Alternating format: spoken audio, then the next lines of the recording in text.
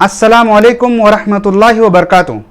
आज बात करते हैं हम ऐसी शख्सियत के बारे में जिसके बारे में अल्लाह ताला ने कुरान मजीद में फरमाया कि फत्तबिऊ मिल्लत इब्राहीम हनीफा, और अल्लाह तबारक व तआला ने कुरान मजीद में यह भी फरमाया कि वत्तखज़ल्लाहु इब्राहीम खलीला, और अल्लाह के नबी सल्लल्लाहु अलैहि वसल्लम फरमाते हैं कि सुन्नतु अबीकुम इब्राहीम।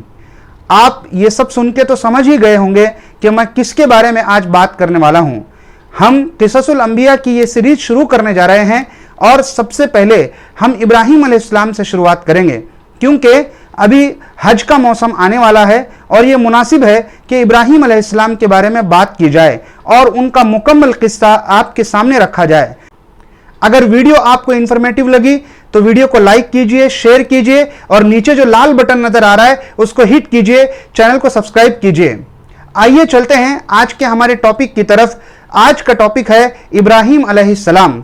ये सीरीज चलती रहेगी और छोटे छोटे पार्ट में हम इसके वीडियो रिलीज करेंगे। इब्राहीम अलैहिस्सलाम का नाम इब्राहीम था। कुरान में इब्राहीम अलैहिस्सलाम का यही नाम जिक्र किया गया है। इब्राहीम अलैहिस्सलाम के वालिद का नाम कहा जाता है कि तारख था और उनकी उम्र 250 साल थी, लेकिन सही बात यह है कि इब्राहीम अलैहिस्सलाम के वालिद का नाम आज़र था। अल्लाह तबारक व तआला ने कुरान मजीद में सूरह अनआम आयत नंबर 74 में इरशाद फरमाया व इज़ क़ाला इब्राहीम लि अबीही आज़र, यानी कि कुरान ने इब्राहीम अलैहिस्सलाम के वालिद का नाम आज़र बताया है। इब्राहीम अलैहिस्सलाम की कुनियत अबू ज़ीफ़ान थी, यानी कि मेहमानों वाला, यानी कि मेहमान नवाज।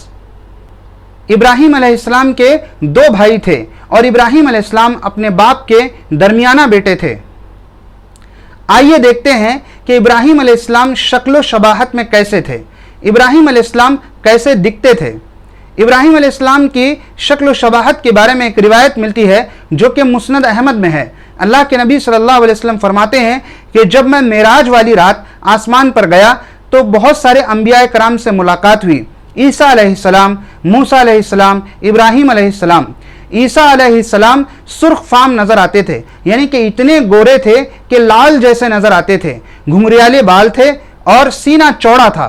मूसा अलैहिस्सलाम गेहूं के रंग के जैसे दिखते थे और मूसा अलैहिस्सलाम का बदन भरा हुआ था। तब सहाबा कराम ने अल्लाह के नबी सल्लल्लाहु अलैहि वसल्लम से पूछा कि अल्लाह के नबी इब्राहीम अलैहिस्सलाम कैसे दिखते थे, तो अल्लाह के नबी सल्लल्लाहु अलैहि वसल्लम ने फरमाया अपने साथी मोहम्मद को देख लो। सही बुखारी में एक रिवायत मिलती है, अल्लाह के नबी सल्लल्लाहु अलैहि वसल्लम फरमाते हैं कि इब्राहीम अलैहिस्सलाम को देखना है तो अपने साथी मोहम्मद को देख लो। इससे मालूम पड़ता है कि इब्राहीम अलैहिस्सलाम शक्ल शबाहत में हमारे नबी आखिरुज़्ज़मा सबके प्यारे रसूल हज़रत मोहम्मद सल्लल्लाहु अलैहि वसल्लम के जैसे दिखते थे। इब्राहीम अलैहिस्सलाम जब नौजवानी की उम्र को पहुंचे तो उन्होंने दुनिया में गौर व फिक्र करना शुरू किया। वो जिस इलाके में रहते थे वहाँ के आसपास के लोग सितारों की पूजा करते थे, सूरज की इबादत करते थे। अल्लाह को छोड़कर सारी कौम शिर्क में डूबी हुई थी। इब्राहीम अलैहिस्सलाम ने सोचा कि ये जिनकी इबादत करते हैं, ये लोग जिनकी पूजा करते हैं, वो तो खुदा नहीं हो सकते। इब्राहीम अलैहिस्सलाम ने कायनात में गौर व फिक्र करना शुरू किया। इस नक्शे को कुरान मजीद ने खींचा है सूरह अनआम आयत नंबर 75 से 80 तक। अल्लाह तबारक व तआला ने उसमें बताया है कि इब्राहीम अलैहिस्सलाम ने रआ कौकबन, सितारों को देखा और सितारों को देखकर सोचा कि शायद ये खुदा हों, शायद ये इबादत के लायक हों, शायद ये दुनिया चलाते हों। लेकिन जब सितारे सुबह गुरूब हो गए तो उन्होंने कहा ला उहिब्बुल आफिलीन, यानी कि जो गुरूब हो जाए, जो खुद किसी के हुक्म पर चल रहा हो, वो खुदा नहीं हो सकता। इसके बाद इब्राहीम अलैहिस्सलाम ने चांद को देखा। फलम्मा रअल क़मर बाज़िगन, चांद बहुत चमकता हुआ था। तो इब्राहीम अलैहिस्सलाम ने सोचा कि ये चांद बहुत चमकता हुआ है, ये सितारों से ज़्यादा चमकता हुआ और बड़ा दिखता है, शायद ये खुदा होगा। लेकिन जब सुबह चांद नज़र नहीं आया तो इब्राहीम अलैहिस्सलाम ये समझ गए कि चांद भी खुदा नहीं हो सकता, चांद की इबादत नहीं की जा सकती। इब्राहीम अलैहिस्सलाम ने उसके बाद सूरज को देखा और फिर सोचा कि शायद ये मेरा रब हो, हाज़ा रब्बी हाज़ा अकबर, ये बहुत बड़ा है, हो सकता है कि ये मेरा रब हो। लेकिन जब वो शाम में गुरूब हो गया तब इब्राहीम अलैहिस्सलाम समझ गए कि जो खुद किसी और के हुक्म पर चल रहा है, जो खुद निकलता है और डूबता है, उभरता है और खत्म हो जाता है, वो खुदा नहीं हो सकता। देखिए, इब्राहिम अलैहिस्सलाम जब पूरा गौर कर चुके और कुछ न समझ में आया तो उन्होंने ये दुआ की कि ऐ अल्लाह, ऐ आसमान और ज़मीन को बनाने वाले, ऐ मुझे पैदा करने वाले, मैं तेरी तरफ मुतवज्जा होता हूँ।